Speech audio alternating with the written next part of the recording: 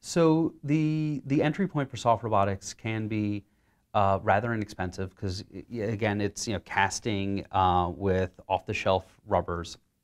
At the same time, other aspects of robotics are also approachable.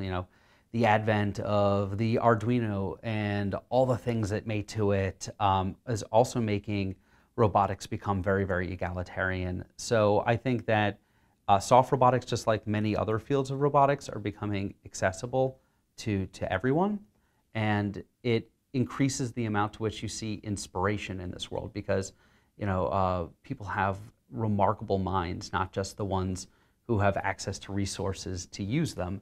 So lowering the barrier of entry means that more people on the planet are contributing to our technology society, and it's fantastic to see. I was at an academic robotics conference a few weeks back, and a very substantial portion of all the presentations had to do with soft robotics. And why is this? It's the fact that there are these insurmountable challenges in the field of robots that people can't solve unless you start bringing in these compliance structures.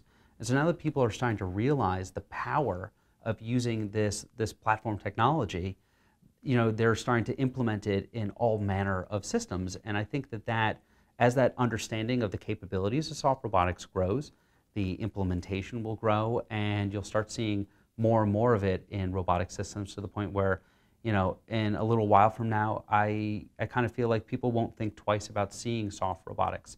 It will just be robotics where that soft part was the coolest part. I'm most excited about human robotic interaction.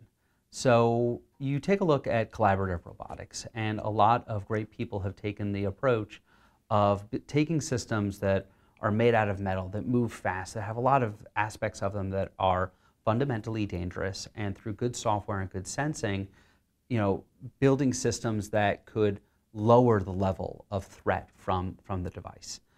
So there are a lot of interesting areas of soft robotics that are being explored. So as I said before, soft robotics, think of it as not just the actuators, but the sensors, and both are being researched in interesting application spaces. So if you think about the soft actuators side of it and going back to human-robot interactions, there are people who are building mechanical kind of heart assist devices. So imagine an LVAD that cups under the heart and can compress the heart and pump blood. That's remarkable. You have the ability to circulate blood through the body for someone whose heart isn't working in a way where the mechanical parts never actually make blood contact, which is actually a very substantial improvement to the quality of someone's health. So that's a human-robotic mechanical interaction. Another example of that is you probably have seen a whole bunch of soft robotic hands, where actuators are laid on the back of a hand and allow you to either do rehab exercises. I myself once hurt my hand, and I had to do rehab exercises. They're very boring. You kind of never actually do them unless you're at your physical therapist's office, and then they yell at you for not doing them. So imagine a glove that you could bring home, and it was simple to use. It kind of wasn't an inconvenience. So you had a higher rate of patient compliance by using this system, which means a lower chance of kind of surgical revision of whatever was done to mend you because you're complying with your treatment. You have the capacity to take this soft mechanical structure and incorporate it with something that's more engaging than physical therapy, like a video game that tracks your progress and kind of rewards you for good behavior. So that's the sort of, doing that with a soft structure is a lot more plausible than a hard structure. And on the far end of it, by using fundamental soft actuator technology, you have healthier people. So that's very interesting. There's also the soft robotic sensor side, which you could see in wearables, right? Right now, wearables predominantly focus on sports applications, and those are fun and great applications.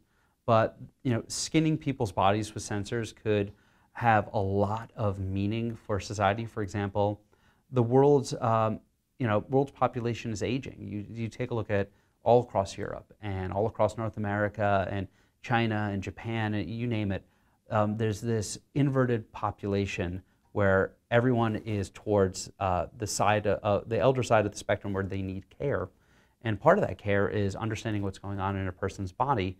And we don't have enough people to do all that work. So, using soft compliant sensing structures to monitor someone's health, provide you real-time warnings when something horrible has happened, I think that's a wonderful application. It actually also brings us back to mechanical soft robotic wearables, where something like the the rehab glove I just described could also be an exoskeleton that allows you to keep living your life, long after you may not have the full physical capability of doing so. So when I think of, outside of the gripping solutions that we deliver here, of great places that soft robotics need to be, I think of wearable robotics.